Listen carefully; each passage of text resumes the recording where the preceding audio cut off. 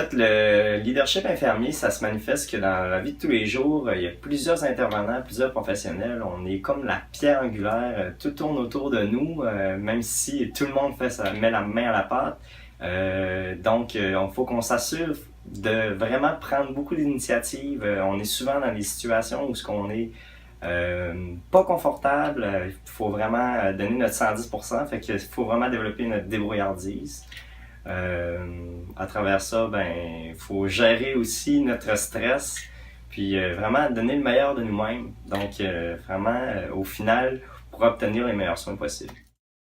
Pour moi, le leadership infirmier, c'est d'assurer une communication efficace entre les membres de l'équipe pour assurer des soins de qualité et avoir des meilleures interventions pour nos patients.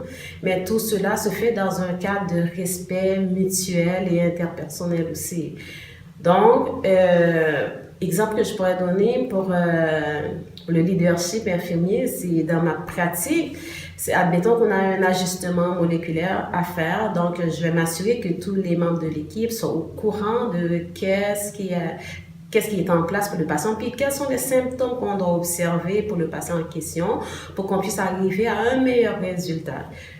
Aussi, par rapport aux médecins aussi, on va rapporter tous les symptômes, tout ce qu'il y a à planifier, les rendez-vous, des choses comme ça, on va tout planifier ça avec le médecin.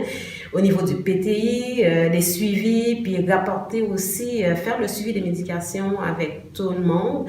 Donc, fait que au niveau de l'équipe, je vais m'assurer que tout le monde soit au courant de tout ce qui se fait pour le patient pour qu'on arrive à de meilleurs résultats pour le patient.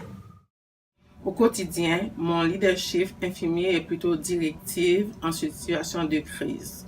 En situation de crise, je m'adapte à la situation tout en gardant mon calme. Comme vous le savez, notre travail est un travail d'équipe. Il y a des PAB, il y a des éducateurs, etc. Puis je demande au PAB de sécuriser les lieux, à l'éducateur de mettre en sécurité les autres bénéficiaires et de sécuriser aussi les endroits qui a des chaises, des fauteuils par exemple. Puis ensuite, je pacifie avec le patient, j'attends l'arrivée des agents de sécurité. Puis après, je demande aux agents d'accompagner le jeune ou le bénéficiaire à sa chambre.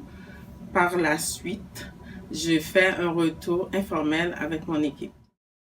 Donc pour moi, le leadership infirmier au quotidien, dans ma pratique, c'est vraiment la capacité de faire valoir les valeurs du patient et de sa famille auprès de l'équipe multidisciplinaire.